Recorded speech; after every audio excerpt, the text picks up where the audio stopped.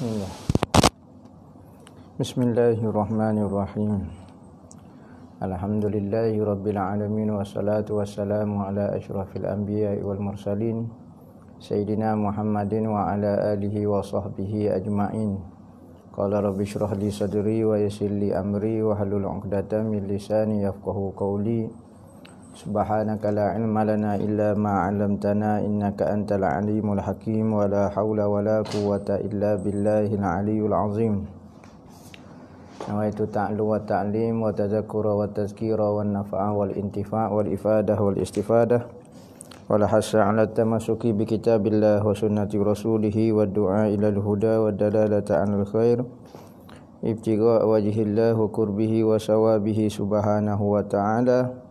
Allahumma inni as'aluka ilman ladunni wa mashraba safihani ya wahabu ya ghani.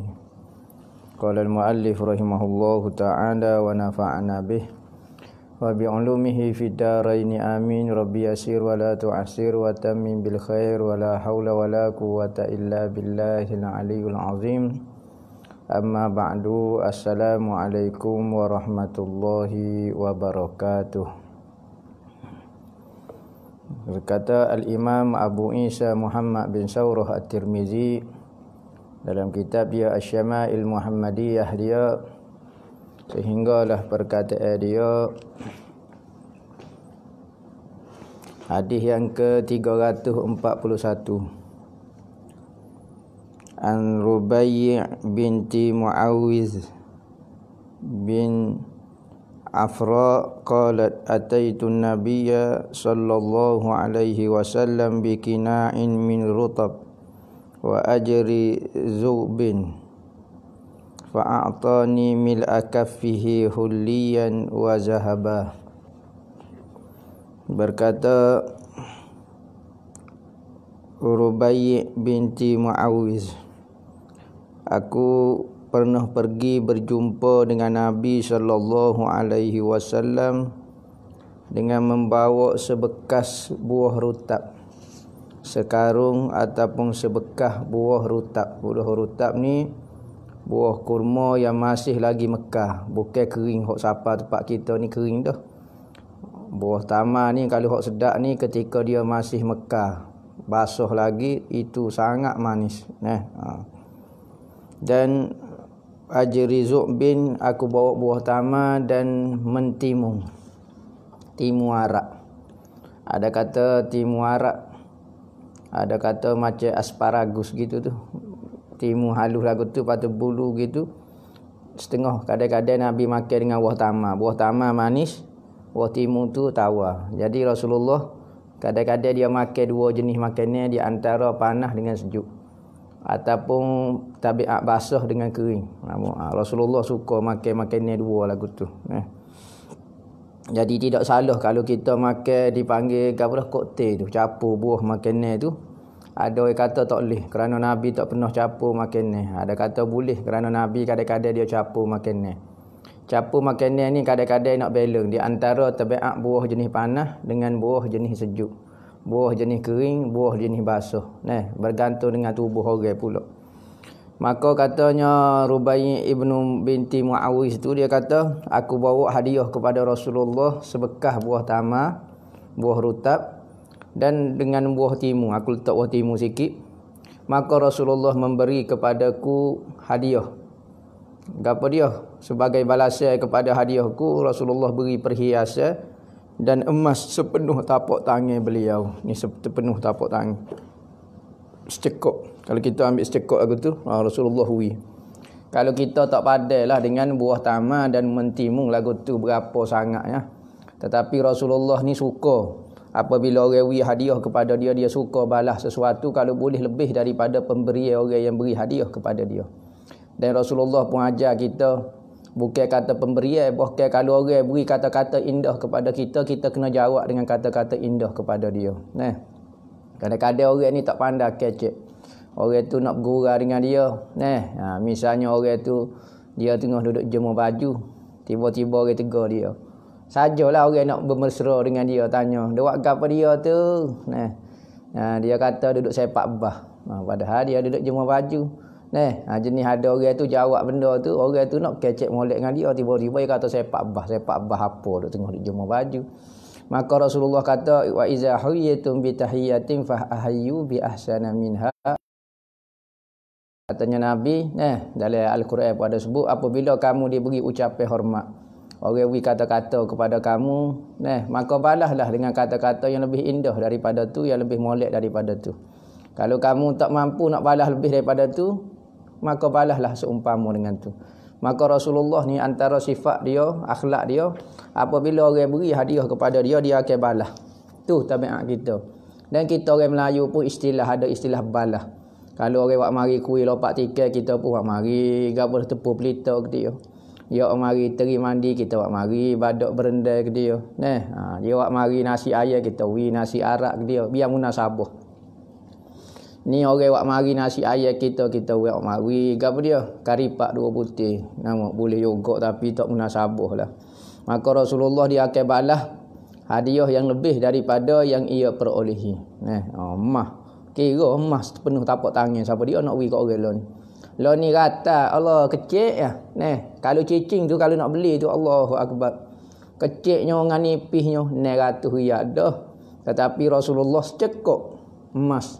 Maka Rasulullah betul-betul pemurah, tak ada orang beri hadiah lagu tu. Zaman sekarang, zaman mudah duit pun orang tak beri hadiah lagu tu. Rasulullah ni zaman payah duit tu zaman dulu ni. Tapi Rasulullah beri hadiah begitu banyak kepada orang. An Aisyah anna Nabi sallallahu alaihi wasallam kana yakbalu hadiyata wa yusibu alaiha. Dan di antara perangai Rasulullah lagi, Sayyidina Aisyah kata Nabi itu menerima hadiah. Orang beri hadiah kepada kita, maka kita ambillah hadiah tu, tidak menjatuhkan maruah kita, tak menyebabkan kita tidak warak, tak menyebabkan kita tidak zuhud menerima hadiahnya. Bahkan Rasulullah pun menerima hadiah dan Rasulullah suka dengan hadiah dan Rasulullah pun membalas hadiah yang ia beri. Bukan kata hadiah takut nampak tak ganah. Tak. Orang beri hadiah kepada kita, terima kasih kepada dia dan kita balas moleknya. Masalah kita perlu ke tak perlu benda tu, suku pasal pula. Kita beri pada orang lain ke. Tetapi kaedah dia al-hadiah la yuhda. Hadiah itu tidak diberi kepada orang lain. Kerana apa? Tanda kita menghargai hadiah yang orang beri kepada kita, kita tak beri barang itu kepada orang lain.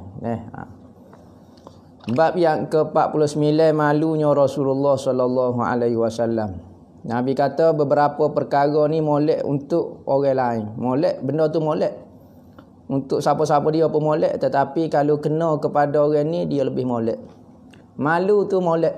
Katanya Nabi, malu tu molek. Lelaki pemalu bagus, perempuan pemalu bagus, tetapi kalau ada pada perempuan lebih baik, katanya Rasulullah. Warak itu bagus untuk siapa-siapa dia pun bagus, tapi bagi ulama itu lebih baik. Adil itu bagus, tetapi semua siapa dia buat adil, bagi pemimpin itu baik, lebih baik lagi. Maka Rasulullah ajar malu Rasulullah. Malu nak buat maksiat dengan Tuhan. Malu buat benda-benda yang menjatuhkan maruah dia sebagai seorang Nabi. Malu buat benda-benda yang menjatuhkan kehebatan dia. Maka Rasulullah sentiasa jaga penampilan dia. Rasulullah hidup selamba ya, tetapi Rasulullah malu nak buat benda-benda yang tidak sesuai dengan, sama ada benda tu haram ataupun benda tu tidak haram tetapi tidak sesuai lah. Contoh malu Rasulullah.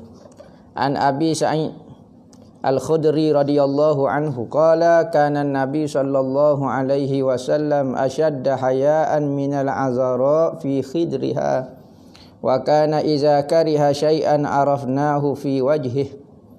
Adalah Nabi sallallahu alaihi wasallam sangat pemalu hatta sehingga ke melebihi daripada seorang anak dara di sebalik tirai dia, di sebalik selubung dia. Khidir ni maknanya satu kain yang menutup wanita yang hendak balik. Kita apabila kecil dia tak malu lagi, tapi apabila masuk usia balik, mula dah ada perasaan malu.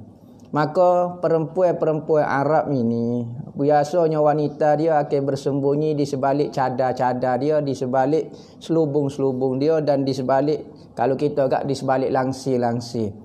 Duduk kalau orang mari kau duduk celah lasir lagu tu ni. Ni.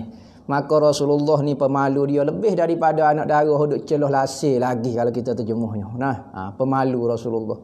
Bahkan Rasulullah kalau dia mandi, dia tak mandi depan orang ramai, dia mandi khas.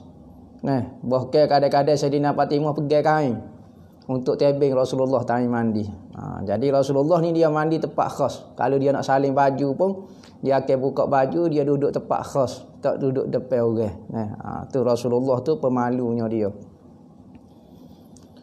Dan Rasulullah apabila disebut sesuatu yang ia tidak suka, maka rupa Rasulullah akan berubah. Rasulullah ni pemalu. Kalau kita kecek benda-benda yang menyebabkan Rasulullah tak suka, terasa lalu di muka. Kalau orang pemalu tu, kalau kita khianat dia ke, kalau kita kecek benda-benda yang tak molek, dia akan jadi nampak di muka dia, kesal dia tu malu. Maka Rasulullah lagu tu. Pemalunya Rasulullah. Bukan pemalu jadi lembut. Jadi lembut lah tangan, jadi lembek lah apa dia kau misalnya. Tu bukan lagu tu. Rasulullah ni jatah, maskulin molek lah. Maknanya kejantanan dia tu. Tetapi ada sifat malu. Jaga dia punya itu dia. Bukan kata jadi malu, pas jadi kelembut tu mengaruk dah tu. Nak tepi au-au tu mengaruk, bukan malu lagu tu. Maka an maula ali Aisyah qalat Aisyatu ma nazartu ila farji Rasulillah sallallahu alaihi wasallam au qalat ma raaitu farja Rasulillah sallallahu alaihi wasallam qattu. Katanya hamba kepada Sayyidina Aisyah, berkata ia hamba kepada Sayyidina Aisyah, hamba ni hamba lelaki ni, berkatalah hamba ini kepada, katanya hamba ni telah berkata tuai kepada saya, iaitu Sayyidina Aisyah. Sayyidina Aisyah kata, aku tidak pernah melihat kepada farah Nabi. Ataupun berkata ia, aku tidak pernah melihat farah Nabi. Berarti Rasulullah ini pemalu sekalipun dengan isteri dia. Ni Rasulullah jaga adab ni. Benda ni tidak berdosa, tetapi dari sudut adabnya, maka Rasulullah jaga sekalipun dengan isteri dia. Rasulullah ketika bersama dengan isteri dia tidak melihat kepada farah Rasulullah, kemaluan dia, dan Rasulullah tidak melihat kepada farah isteri dia. Maka dia duduk dalam kain selimut, maka dia berkata kepada isteri dia, bertenang, lagu tu sahaja. Maka Rasulullah sendiri tutup tak siwi nampak, dan isteri-isteri dia pun malu kerana Rasulullah ni pemalu. Rasulullah siapa isteri-isteri dia pun segan nak lihat. Rasulullah tak lihat hak dia, begitu juga isteri Rasulullah tak lihat hak Rasulullah. Ni adab dia nya. Moleknya lagu tulah. Kalau boleh duduk dalam satu selimut pun sekalipun dengan isteri. Masalah benda itu harus, misalnya isteri ini tidak ada aurat bagi kita. Kita tak ada aurat bagi isteri kita tidak ada aurat bagi kita. Hak ni Nabi nak sebut adab dan perasaan malu Rasulullah. Kita sebut dah perasaan malu tu bukan kepada buat benda haram saja. Kadang-kadang benda hak Rasulullah rasa tak segan, rasa segan. Bab yang ke-50, bekamnya Rasulullah. Rasulullah ni pernah berbekam. Apa maksud berbekam? Kita seduk dengan benda, alat lah. Kalau lah ni ada alat moden, lah ni dulu yang pakai tanduk ke apa dia. Maka dia toreh waktu ambil darah, maka dia seduk. Maka seduk tu keluar darah dengan alat tu dipanggil berbekam. Hijamah dipanggil. Hijamah dipanggil. Kalau waktu ambil darah kita tekan cocok dengan jarum, waktu ambil darah waktu dipanggil fas ataupun dipanggil akupuncture lah ni. Akupuncture ni mengeluarkan darah ataupun angin menggunakan jarum. Cocok waktu ambil. Kalau guna alat untuk seduk, waktu dipanggil berbekam. Maka orang Arab ini tak ada istilah menguruk bagi dia. Menguruk. Kita kan sakit orat kita menguruk. Kita lengah labu betih kita menguruk. Tetapi orang Arab ni tidak ada istilah menguruk. Bahkan menguruk ni macam satu benda yang satu pelik bagi dia. Dan Arab ni dia geli lah kita kata. Nak pegang kaki dia, nak pegang tangan dia, jadi duk menguruk lagu tu dia jadi rasa geli. Maka Arab ni tradisi dia nak hilang lengah-lengah, maka dia guna bekam. Bekam ni kita keluar ke darah, sel-sel darah hok mati. Biasanya darah kita, darah merah kita adanya hok mati apabila usia kita lepas daripada umur 20. Biasa umur kita lepas pada 20, maka mula dah ada dah sel-sel darah merah kita hok mati. Maka sel darah hok kita hok mati ni tak ada faedah. Bahkan dia bawa penyakit. Kalau dia duduk sini, dia akan jadi sakit sini. Kita pun tolak. Misalnya kita nguruk. Kita tolak, kita letak sini. Dia sakit sini pula.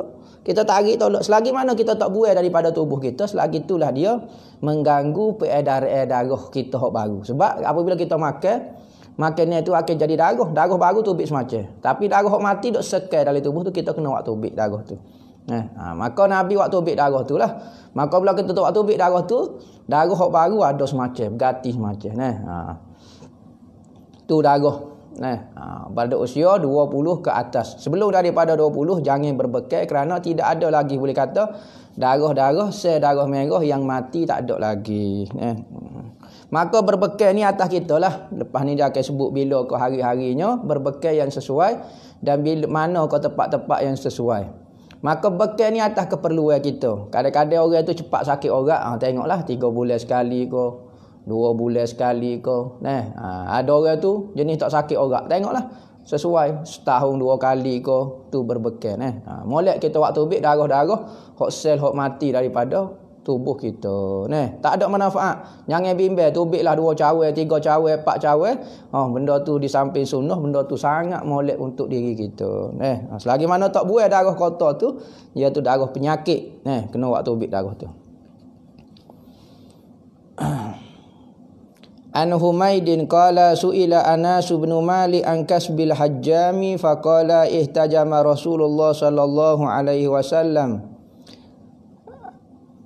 hajamahu Abu Taibah fa amara lahu bi sa'aini min ta'amin wa kallama ahlahu fa wada'u anhu min kharajihi faqala inna afdala ma tadawaitum bihi al-hijamatu aw inna min amsali adwaikum dawaikum al-hijamata.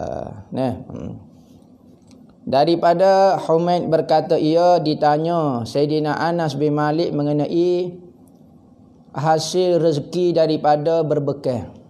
Jadi orang tanya Sayyidina Anas, adakah halal kita buat kerja bekal ni, halal ke tak? Takut haram kau buat kerja lagu ni. Maka jawabnya Sayyidina Anas, maka berkata Sayyidina Anas, telah berbekal Rasulullah sallallahu alaihi wasallam panggil untuk berbekal tukar bekal dia nama Abu Taibah. Maka telah berbekal akhir Rasulullah oleh Abu Taibah, nama hok bekal Rasulullah. Rasulullah pernah panggil orang untuk berbekal dan hok bekal Rasulullah nama Abu Taibah. Maka Rasulullah beri upah 2 gatal makanan, gandumlah 2 gatal makanan. Dan Rasulullah bercakap dengan ahlinya, yakni tuan kepada Abu Taibah, hamba lah. Biasa hamba yang berbekal ni, jarang orang merdeka berbekal. Kerana apa? Kerana berbekal ni masuk dalam kategori pekerjaan hina. Kenapa hina? Sedangkan dia sunnah Nabi. Hina kerana bermain dengan najis, iaitu darah. Apa sekalipun Nabi tak pernah berbekal. Nabi je bekal orang tak pernah, tapi orang je bekal dia ada. Maka berbekal ni boleh, tetapi bagi orang biasa tidak sesuai sangat. Maka zaman dulu hamba saja yang berbekal. Orang merdeka tak boleh berbekal kerana ada kata menjatuhkan maruah. Dalam mazhab Maliki rasa hukum dia makruh, hukum dia berbekal ni. Jadi tukar bekal. Tapi dalam mazhab kita hukum dia harus, lebih-lebih lagi nak tolong orang. Maka dia bercakap dengan tuan kepada Abu Taibah ni, maka Rasulullah pun kurangkan daripada Abu Taibah kharaj. Kharaj ni cukai. Dia hamba ni kalau dia nego dia ada cukai juga. Dia kena ada cukai juga. Maka sepatut kena bayar banyak, Rasulullah kurang sebagai upah, dan Rasulullah beri pula hadiah kepada 2 gantai makanan. Maka Rasulullah berkata sesungguhnya seafdal apa yang kamu berubat dengannya adalah berbekal. Rasulullah kata ubat yang paling afdal, cara merawat yang paling afdal adalah berbekam. Sesungguhnya yang paling istimewa ataupun yang paling terbaik obat kamu adalah berbekal. Rasulullah puji berbekal ni. Dan Rasulullah banyak kali berbekal ni.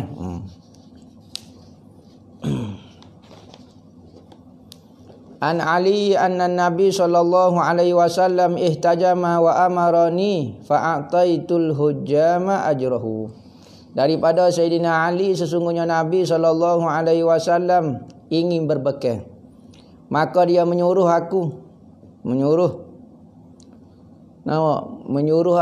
untuk pergi cari orang bekal lah. Maka aku pun memberi orang yang jual bekal tu, tukar bekal saat ni akan upah dia. Nah, Rasulullah bukan sekali, banyak kali Rasulullah berbekal. Maka berbekal ni banyaklah. Ada kata molek ketika 15 ke atas. 15 ke atas. Kerana tabiat darah ini pada awal bulan darah tu dia senyap. Dia duk keras gitu. Akhir bulan pun dia senyap juga. Akhir dengan awal ni kan dia bertemu. Dia ujung akhir dan awal ni dia bertemu. Maka darah pada permulaan dan akhir bulan itu dia diam. Maka bila kau mula darah start naik lagu tu ketika 15, iaitu pertengahan bulan ke atas. 15 ke atas. Maka sebab itulah kita berbekal 15 ke atas kerana darah duk tengah naik. Maka bila darah kita naik, kita seduk tu molek. Kita seduk waktu ambil darah tu, maka keluar hok betul-betul darah yang kotor. Ada kata tujuan kita berbekal pada 15 ke atas kerana bulan ketika turun. Bulan ketika naik, bermula daripada 1 hari bulan sampai 15 hari bulan, bulan tengah naik, maka dia seduk darah. Maka kita takut apabila berbekal awal bulan sehingga 15 hari bulan, darah tak sejak, payah nak sejak kerana bulan duk tarik. Begitu juga kita panggil kalau laut ke air tengah pasal. Manakala air surut ni ketika 15 ke bawah, air kuasa bulan dah kurang dah, maka kita sunat berbekal, molek berbekal darah tengah naik ke apa semua, boleh waktu ambil molek darah. Kalau bolehnya, kalau nak berbekal malam tu kita tidur macam biasa, jangan makan malam tu. Pagi esok jangan mandi ke apa dia, berbekal selalu. Berbekal pagi hari lagi. Berbekal kawasan kepala lah, moleknya di atas betul-betul ni. Kawasan kepala hok paling tinggi sekali dari kawasan kepala kita sini. Hok ni, kita berbekal sini. Hok ni paling afdal sini. Ini semua masalah di kawasan muka di akhir ini. Kedua, tempat kita tidur, tempat yang paling banyak tersentuh ketika tidur ni. Ini dipanggil. Qafa dipanggil. Ni. Belakang kepala ni. Kedua atas ni. Hak ni tempat molek berbekal. Cuma Ibnu Sina kata belakang ini tempat memori otak. Otak ni ada 3 peringkat. Hak depan ni khayalan, tengah ni tempat berfikir, belakang ni tempat hafalan. Khayalan, berfikir, tempat kita mengapa. Maka kalau kita bekal sebelah belakang, kata Ibnu Sina, akan menyebabkan lupa. Tetapi Rasulullah pernah berbekal di sebelah belakang. Maka maksud Ibnu Sina ni, kalau jangan berbekal di sebelah belakang ni. Tapi kalau kita pening kepala ke apa, ada sebab, maka boleh kita berbekal di sana. Moleklah bekal di muka, bekal di orak. An Ibni Abbas qala inna Nabi sallallahu alaihi wasallam ihtajama fi akhda'ain wa baina katifaini fa'ata hajjama ajrahu walau kana haraman lam yu'tihi. Berkata Abdullah Ibnu Abbas, sesungguhnya Nabi pernah berbekal pada akhda'ain. Akhda'ain ini urat pipi. Ni berbekal sini. Kita tunjuk ni papai tekuk ni sini. Ni, tempat kita ni sini. Ni urat daripada belakang telinga ni, ostrik ni. Ni. Maka Rasulullah bekal kanan dan kiri di sini. Kanan dan kiri. Untuk tekuk, untuk apa dia? Ni molek sini. Tu dipanggil akhda'ain dipanggil. Dan Rasulullah berbekal di baina katifai, 2 bahu dia. Okey. 2 bahu kita ni ada satu tulang paling timbul sekali deh. Bawah tekuk sikit ni. Bawah pada tekuk kita ni ada tulang paling timbul sekali. Okey, kawasan tu. Rasulullah buat tu bik darah situ.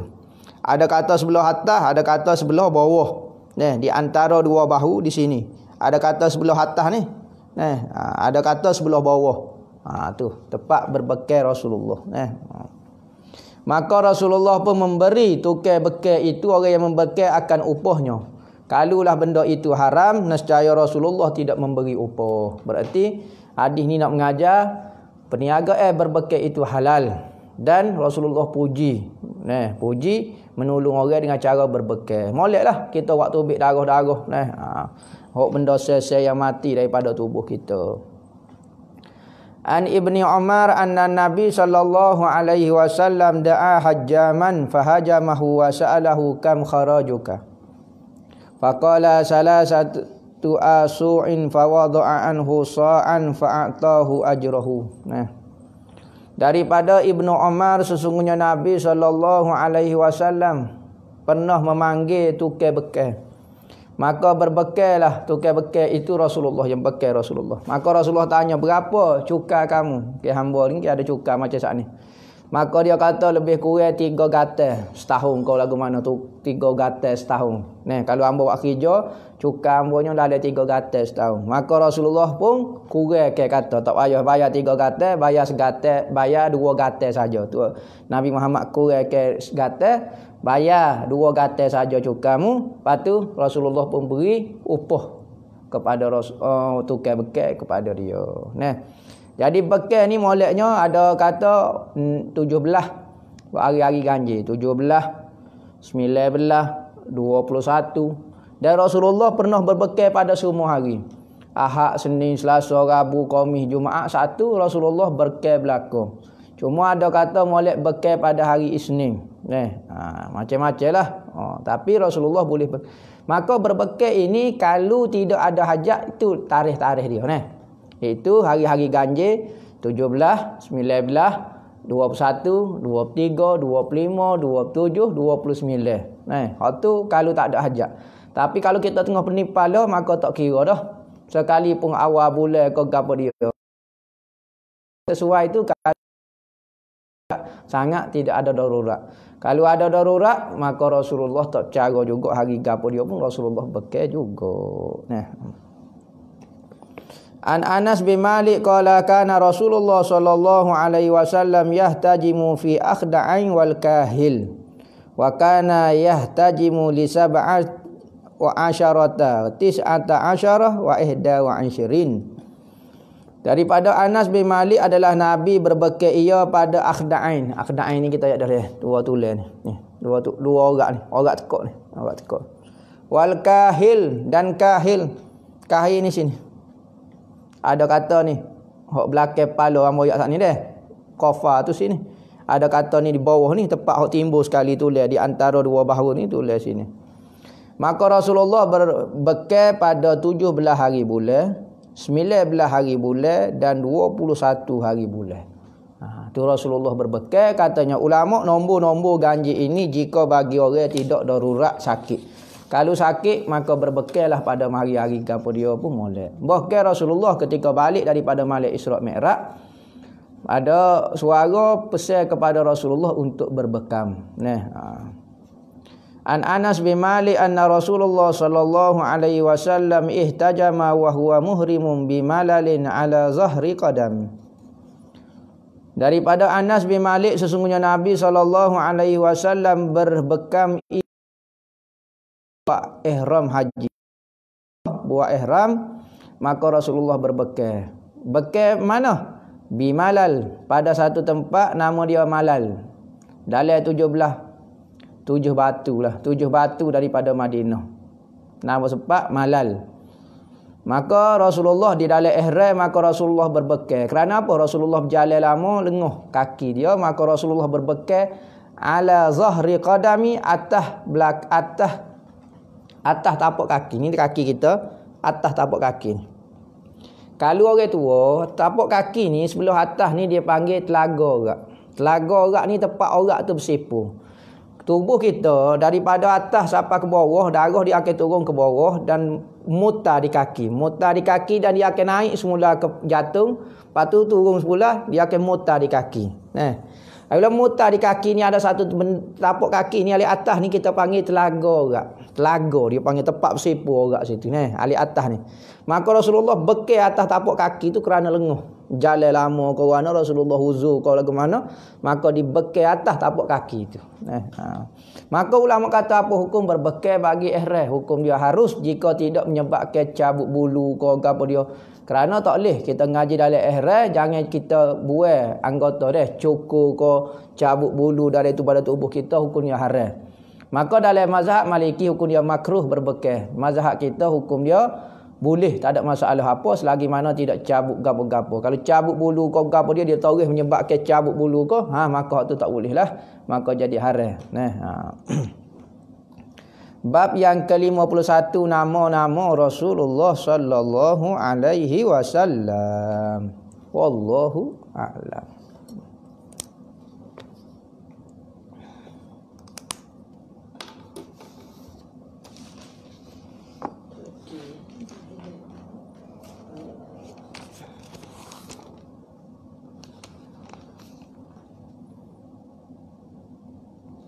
Mendalami ilmu tasawuf tanpa ilmu fardu ain yang kukuh boleh ke? Ginilah. Kita kata mendalami ilmu tasawuf boleh, tetapi kalau tak kemah ilmu fardu ain, maka hukum dia berdosa lah kerana dia tak kemah ilmu fardu ain. Ilmu fardu ain tak lepas lagi tiba-tiba mendalami ilmu sunat. Tak bolehlah kemahkan dulu ilmu fardu ain. Tetapi kalau dah kemah dah ilmu fardu ain, dia nak dia nak minat ilmu fiqh ke, ilmu tauhid ke, ilmu tasawuf lebih nak mendalami, hak tu terpulang kepada dia, hukum dia sunat sahaja. Apa penting ilmu fardu ain dulu kemah. Bahkan kalau mendalami ilmu tasawuf ni mesti ada guru. Kerana apa-apa yang anak murid itu mesti keluar daripada guru dia, arahan daripada guru dia, fahaman daripada guru dia. Kalau kita duk baca sendiri, maka kita faham ini tanpa ditashihkan, tanpa diperbetulkan oleh seorang guru, itu adalah syaitan. Kita mengaji dengan syaitan. Man la syaikhun lahu fa syaitanu syaikhulah. Siapa dia tak ada guru, maka syaitan lah guru dia. Tak boleh mengaji sendiri. Ilmu tasawuf ni mesti kena ada pembimbing dia. Kita tak boleh nak belajar sabar, kita duk berlatih sore duk senyap gitu, kadang-kadang tak jadi hak banyaknya. Supalah kita nak buat gapo dia, nak baki rumah ke, nak buat kuih, nak buat kereta, nak buat gapo, belajar sendiri ni kebanyakan punuh tu lebih banyak daripada hak betul. Kita tak kata saya nak belajar sendiri akhir sekali dia jadi sabar, boleh, tetapi banyaknya tak jadi pada jadi. Dia kena belajar. Tapi ilmu mana-mana pun kena belajar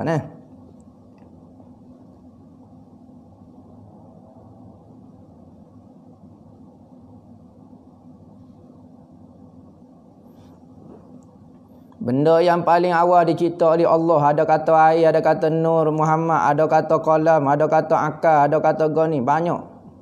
Kok mana semua itu pendapat dari ahli sunnah wal jamaah belaka. Tetapi kebanyakannya menyatakan awal-awal makhluk yang dicipta adalah nur Nabi Muhammad. Ada kata air, ada kata qalam. Jadi kalau orang kata nur Nabi Muhammad, ada orang kata dak, hak yang pertama dicipta adalah air. Berarti siapa dia kata bukan air maka hukumnya jadi kafir. Ada juga opening kepala. Dia ahli sunnah jemaah juga tapi tahu lagu mana. Benda ni khilaf. Tidak ada nas yang pasti menyatakan benda makhluk yang pertama diciptakan. Ada banyak riwayat. Maka yang masyhurnya, hak kita dok mengaji di pondok-pondok ke mana ke, adalah nur Nabi sallallahu alaihi wasallam. Bukan kata di Malaysia, di seluruh negara pun, di dunia pun perbahasannya kebanyakan mengatakan nur Nabi Muhammad. Hak kata benda lain tak apalah, kita tak kata kafir, mengokilah benda tu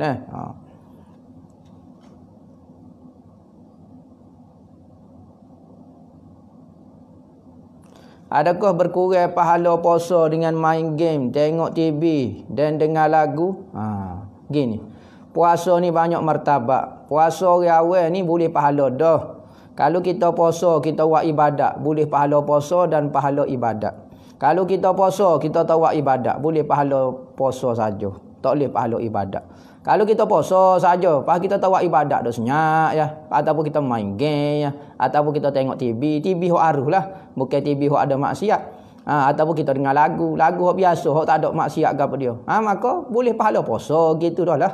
Kuranglah berbanding dengan orang puasa, orang tak tengok TV, orang maka tak buat benda-benda yang mengurangkan baca Quran. Hak tu tambah lagi pahala tambah gitulah. Pahala puasa tu ada, jangan duk bimbang. Boleh kau tak tawasul dengan amalan soleh kita dan wali Allah? Boleh tawasul. Ahli sunnah wal jamaah bersepakat menyatakan tawasul ni boleh. Tawasul ni kita guna perantaraan. Berarti kita nak suruh mustajab doa kita, kita guna perantaraan. Tawasul ni masuk dalam kategori kaifiat berdoa. Bukan masuk dalam bab akidah dah. Biarlah Wahabi kata masuk dalam bab akidah tu. Waktu dia marah sangat tu kalau tawasul ni jadi syirik, jadi kafir. Syirik ni maknanya kata kafir lah kita. Orang tawasul ni jadi syirik. Syirik ni maknanya kafir lah. Maka ahli sunnah wal jamaah kata tawasul ni hukum dia harus kerana dia bukan dalam bab akidah. Dia masuk dalam bab kaifiat berdoa. Kita nak berdoa ni banyak. Kita nak minta direct dengan Allah. Ataupun kita baca Fatihah, kita kata ya Allah dengan berkat Fatihah ini kabulkanlah. Kabulkanlah permintaan saya. Dari mana kita guna lagu ni? Ibadat-ibadat, doa-doa permintaan kita tawasul ni.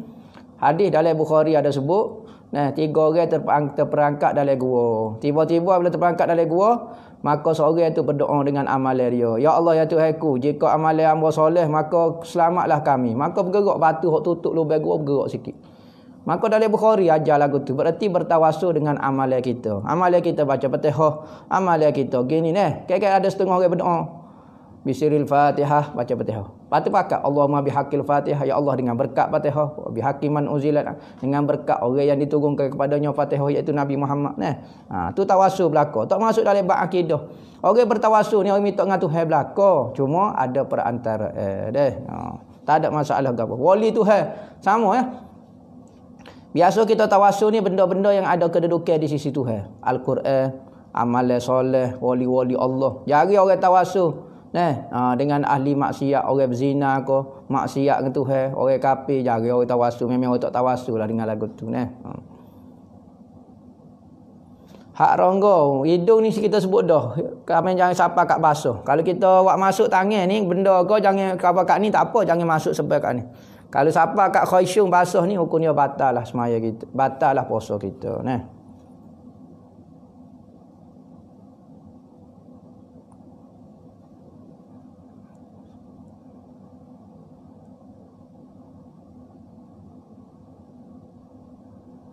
Gapo dia ni. Kita akak suara kepada orang tua kerana nak sia ke dia misalnya takut menyusah ke dia, kita pun kata muk jangan buat gitulah, nyanyi kok muk, kita akak gitu suara. Nyanyi akak suara gitulah, seru hati dia. Bagus dah tujuan kita tak si menyusah ke dia. Tetapi kalau boleh kecek molek lah. Tidak jadi kau cuma tulah. Kadang-kadang suara kita tu nyada lah nak kawal kita ni yang terakak suara kau gapo dia. Tapi ada waktu kita nyeletih kau gapo dia. Hak tu minta maaf lah dengan dia, tak ada masalah apa. Boleh kau tak mandi wajib lepas subuh, boleh hukum dia, tak ada masalah apa dan tidak membatalkan puasa.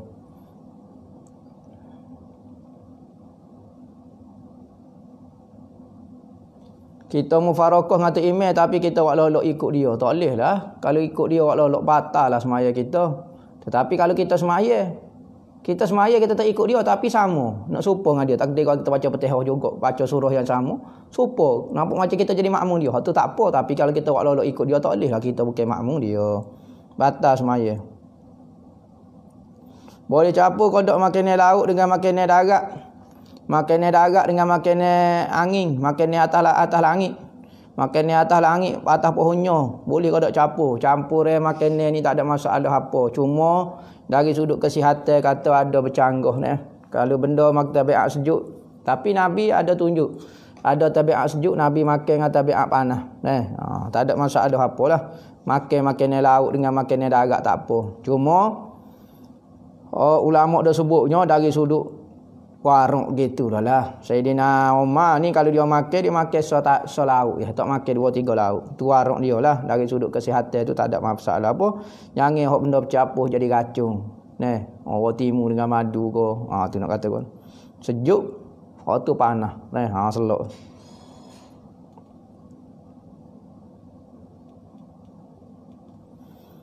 Masalah remaja yang suka TikTok. Orang suka TikTok ni orang suka mempamerkan keindahan dia.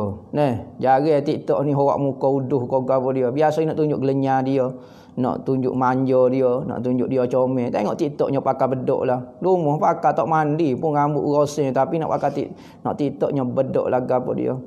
Royak dia lah bapa nak tarik perhatian gitu. Awak ni kesiannya, ada masalah mental juga kali.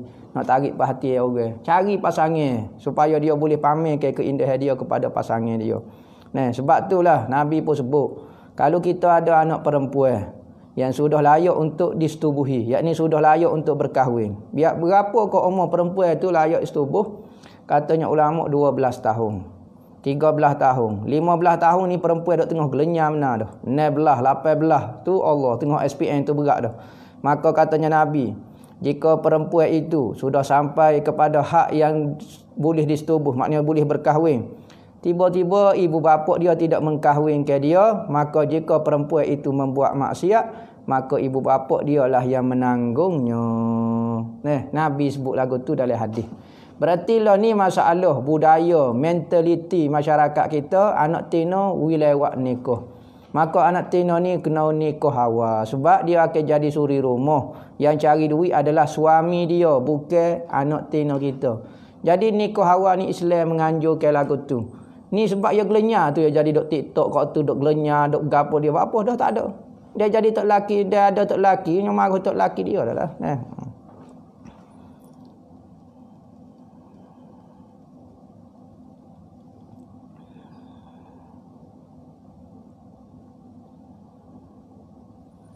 Tanda seorang dapat berkat daripada seorang guru, tak tahulah. Lagu mana tu dapat berkat ni. Biasa dia akan mengikut perangai guru dia. Ni panggil waris. Ilmu ni, guru ni anak murid ada dua dah. Anak murid ada dua jenis. Pertama, anak murid yang ambil ilmu. Menadah dengan tok guru dia, rajinnya tulis kitab. Kedua, anak murid yang mewarisi akhlak guru dia. Ni. Lagu mana? Cara belajar dapat ilmu. Cara berkhidmat akan dapat perangai tok guru. Biasa khadam-khadam tok guru tu dia akan mewarisi perangai tok guru dia kerana dia mengambil sikap, ambil sifat guru dia, bukan ambil ilmu. Hak bisa lagi ilmu pun dia ambil, adab pun dia ambil. Kadang-kadang kita tengok kalau anak murid tok guru ajilah lubuk tapah, supo gaya kecek supo tok guru ajilah lubuk tapah, pakaian supo tok guru ajilah lubuk tapah, pakai serban pun supo. Kalau pondok pasir tumbuh, gaya supaya sing pasir tumbuh. Caranya jubah ngagap dia. Kalau pondok selegi, supaya dengan baba mik selegi. Kalau pondok dala, supaya pondok dala.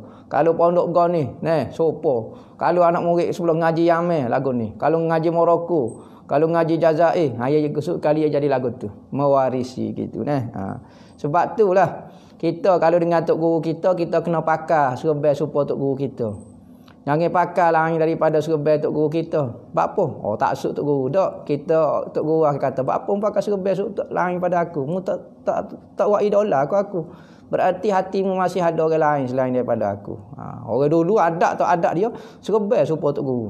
Nak kata tok guru dia lah segala-galanya. Serban pun ikut juga. Cara berjalan, baju, kalau tok guru ajilah lubuk tapah tu baju Melayu dia apa orang tiru. Cara potong baju Melayu dia. Anak murid.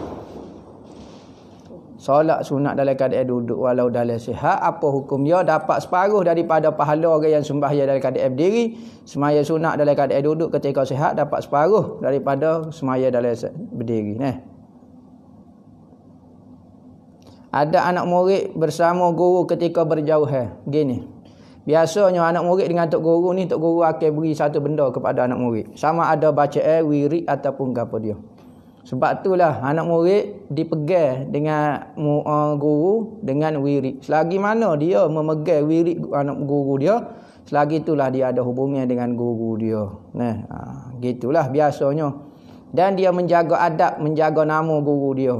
Kalau di belakang guru dia duk kata guru dia duk hina guru dia, maka automatik terputus hubungan dia dengan guru dia. Kebanyakannya muridlah yang memutuskan, jarang guru yang memutuskan hubungan.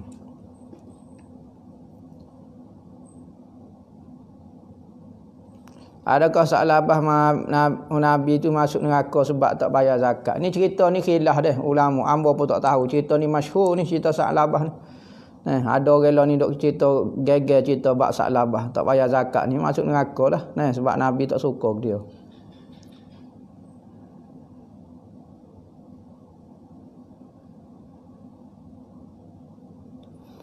Perempuan nak tegur tu email dia, kena tepuk tangan dia. Maka perlu niat, tak perlu niat gapo dia. Sebab tepuk tangan tak serupa dengan bercakap. Maka tepuk tangan, sekalipun kalau dia niat nak menegur tu email, maka hukum dia tidak batal. Berbeza dengan tasbih. Subhanallah, kita tegur, niat nak tegur tu email batal.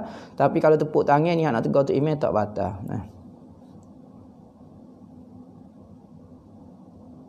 Pemuda malah tutup ilmu, malah semuda. Bukan kata pemuda, petua pun tak boleh menuntut ilmu juga. Petua, penazak nak mati, nazak semua malah mengaji belaka. Jadi pemuda kau siapa dia malah ni, kita nak kata lagu mana tak tahu. Makan nasi rajin, hiburan rajin, bergalak rajin, internet rajin, main handset rajin, main game rajin, ngaji malah. Habis usaha dah. Ustaz-ustaz duk mengajar dalam TV tu, tok guru duduk mengajar, tak dengar nak kata lagu mana. Lama-lama insya-Allah lah dia yang mari hidayah dia, insya-Allah dia akan rajin mengaji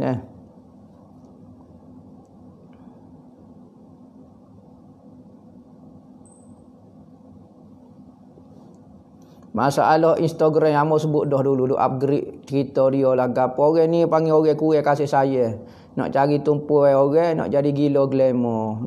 Orang lagu ni kalau tok laki kena hem sikit royak kat bini dia bola demo dok letak status kau apa dia. Bapa demo jadi gila glamour lagu tu, demo artis kau apa dia, tak ada orang nak cara ke demo pun. Ni ada masalah belaka ni. Bapa dia jadi minat nak glamour. Kali dia cerita-cerita nak jadi artis dulu Kita orang Tino ni kena banyak tutup. Kena banyak tutup.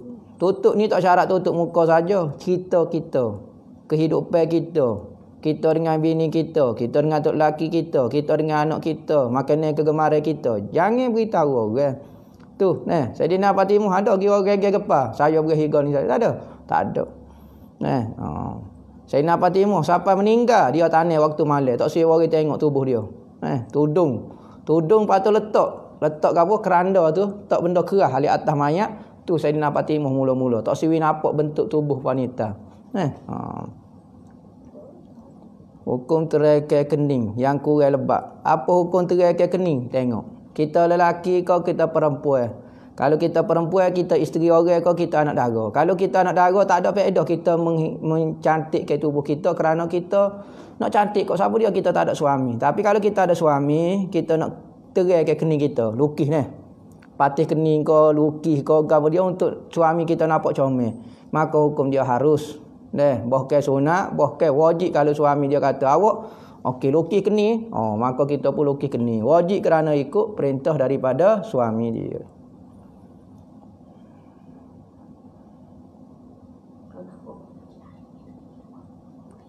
Kalau dia tubik luar tu masalah tak boleh lah. Tubik luar menyebabkan orang lain lelaki tengok tak boleh lah. Kena jaga. Kalau dia nak tubik luar boleh. Dia nak tutup kau ataupun dia tak tutup pun tak apa. Tapi kapun dia tak ada orang mati belaka dah, dia pun jalan rata ikut dia lah. Mati belaka tak ada orang, tino saja. Kapun dia mati belaka jatuh, maka dia nak pakai kening kau, tak akan telekung pun tak apa pada masa tu sebab tak ada aurat dah. Nak tengok apa dia. Apakah seorang warak memungut fitrah? Tak syarat warak memungut fitrah. Dia kerja majlis agama, kutip fitrah, ikut dia lah zakat.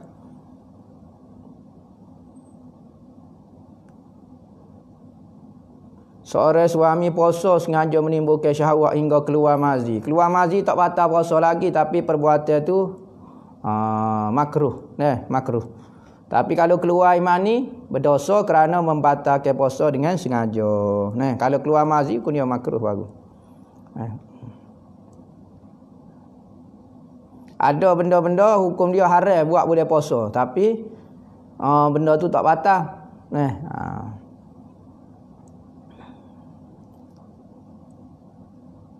Zikir dalam hati sama kau dok zikir dengan lidah. Lainlah zikir hati lain, zikir di hati maknanya ingat. Zikir di lidah adalah sebut dipanggil. Maka sebutan kadang-kadang tidak disertai dengan ingat. Tetapi apabila zikir di hati, automatik kita ingat. Maka tujuan zikir, bukan zikir itu sendiri, bukan lafaz tu sendiri, tapi ingatan itu penting. Maka ada kata zikir hati lebih afdal daripada zikir lidah. Lagu itulah perbahasan ulama macam-macam. Yang penting Salah satu berzikir pun alhamdulillah dah. Dah kita berzikir menyebut nama Allah ataupun hati kita mengingati Allah, boleh berlaku.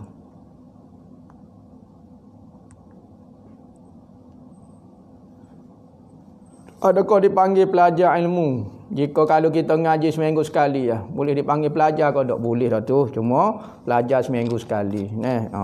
Kalau tiap-tiap hari, pelajar tiap-tiap hari. Tapi kita panggil pelajar dah lah. Tukar urut buku air orang. Kita sebut dah bab buku air. Tak syarat tukar urut. Orang hujung ngurut pun. Dia tengok makcik hujung ngurut dia tu. Muka sengit. Dia pun tak cerita. Oh, tukar urut tu muka sengit. Buku air tukar urut pula. Bukan kata tukar urut yang buku air orang jauh kena ngurut. Masalah buku air ni tak syarat tukar urut. Orang lain pun serupa lah. Tukar mandi mayat. Kau tak imam. Kau tak siok. Kau tak wali. Kau siapa dia. Tak kodi. Kau buku air orang mana boleh. Buat apa kaitan tukar urut ni.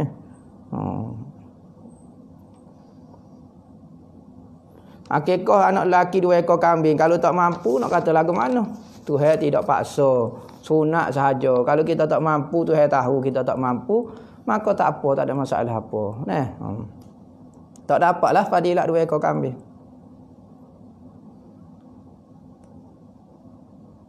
Boleh kada orang tegar orang Al-Quran. Tegar sikit-sikit boleh. Jangan nampak sangat baca Al-Quran. Macam sebut annahu inna gitu. Lain. Imam terawih budak yang belum balik. Boleh kau? Boleh. Hukum dia hak penting dia tidak ada najis, hukum dia sah. Cuma afdalnya orang balik.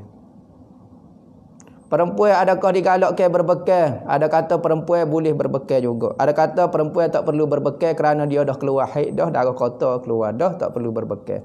Ada kata tak perempuan pun berbekal juga.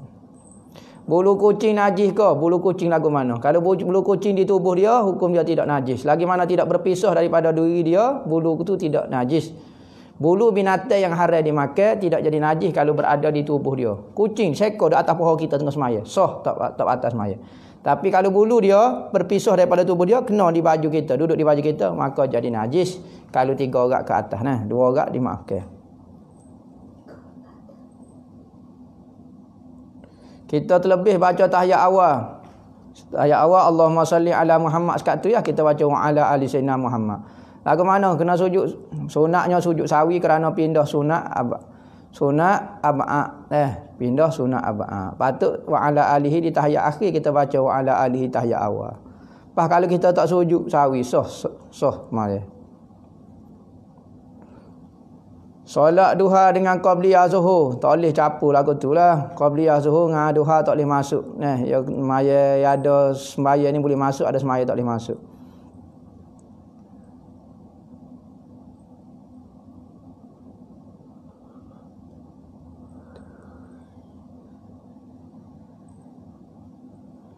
Syarikat pada akhir tahun, syarikat tu ida agak buat jamu yang tahun ni. Lagu mana orang kerja situ? Jangan duk pergi minum lah agak. Jangan duk hadir lah dalam majlis tu. Kita kerja syarikat jual kuih. Tapi akhir tahun jamu agak. Tu sudah minum lah agaknya. Supaya orang kerja di Amerika, kerja di Australia, pergi kutip buah anggur. Kutip buah anggur lah.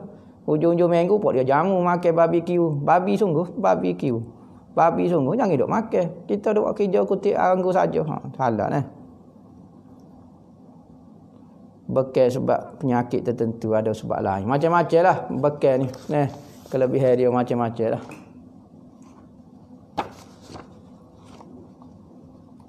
Adakah wirid sakrong boleh buat orang jadi gila? Tak. Baca molek tak jadi gila lah. Jadi gila tu orang tu gila dah. Ingat, wirid ke amalan tu tak jadi gila kecuali orang tu gila dah sebenarnya. Maka dia pun baca, dia jadi gila awal lagi, bukan sebelum daripada gila. Ada orang mengadu kepada seorang Tok Guru, dia kata hamba baca wirid jadi gila. Katanya Tok Guru tu mu gila sebelum daripada baca wirid lagi tu mu gila dah sebenarnya. Apa gila? Niat kerana dunia nak cari kehebatan. Tu gila lagu tu. Tapi kalau niat untuk kebaikan, insya-Allah wirid tak akan jadi memanahkan orang, tak jadi gila.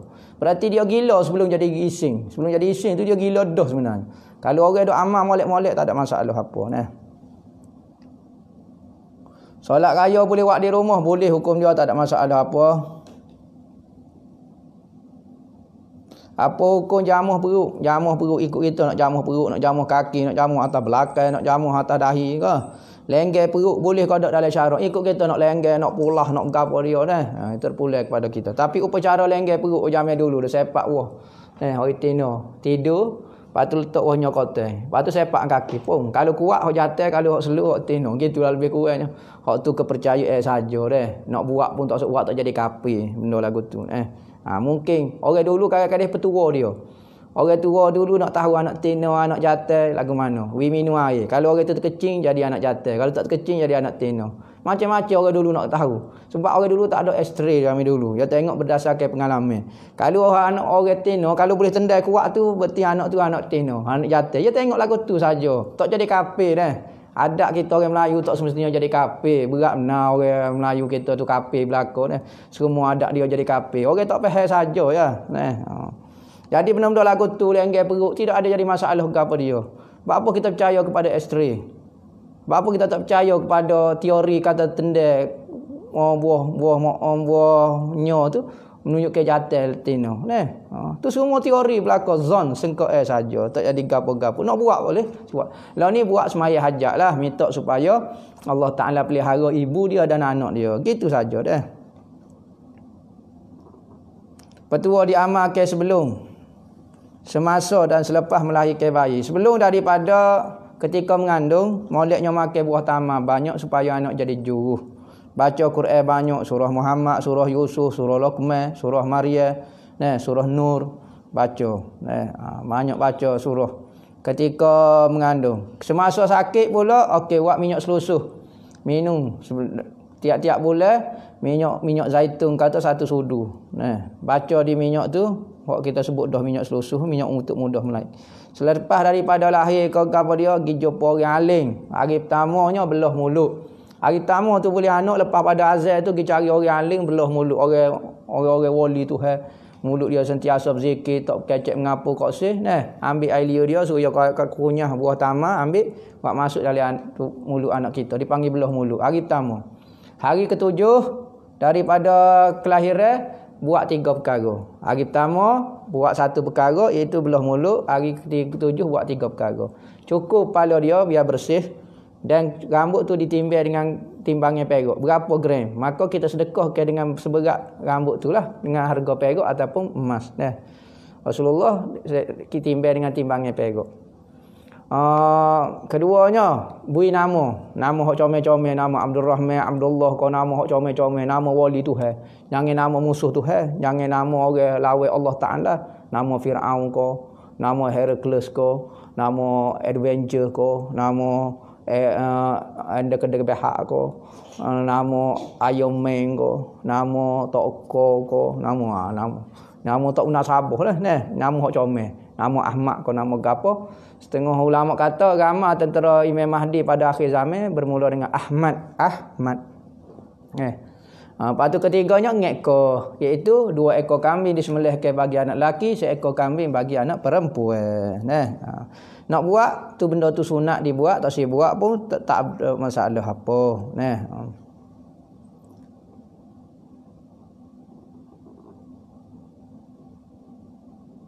Beza hijab hati, hijab ruh, hijab sih. Tak tahu apa dia ni hamba ni. Hijab ni benda yang menghalang kita daripada melihat hakikat yang sebenar. Hijab ini satu benda. Tak syarat benda. Kadang-kadang perasaan, kadang-kadang ilusi, kadang-kadang khayalan kita, kadang-kadang fahaman kita yang menghalang kita daripada melihat hakikat yang sebenar, benda yang sebenarnya. Itu dipanggil hijab. Hati kita kadang-kadang tak boleh melihat benda yang sebenar. Kadang-kadang ruh kita tak boleh merasai benda yang sebenar. Kadang-kadang sir kita tak boleh nampak benda yang sebenar. Hati tempat berkenalan, tempat makrifat dipanggil. Hati tempat makrifat. Maka kalau terhijab hati, maka tak boleh kenal Tuhan. Ruh tempat mahabbah, tempat sayang Tuhan. Maka kalau hijab, ruh tak boleh menyayangi Allah. Sir pula tempat musyahadah Tuhan, tempat tengok Tuhan. Maka kalau terhijab sir tak boleh tengok Tuhan. Upah bekal tu ditetapkan ke qadar dia, tengok standard lah orang ngupah bekal tu berapa, 50 riyal kau semakuk kau ikut dia lah. Cocok ambil darah batal kau puasa, cocok ambil darah tak batal puasa Cocok kita seduk waktu ubik. Jangan cocok wak masuk benda. Kalau wak masuk benda macam wak masuk air kau gapo dia hak tu batal. Tapi kalau cocok waktu ubik Cuma makruh menderma darah boleh puasa ni kerana melemahkan tubuh.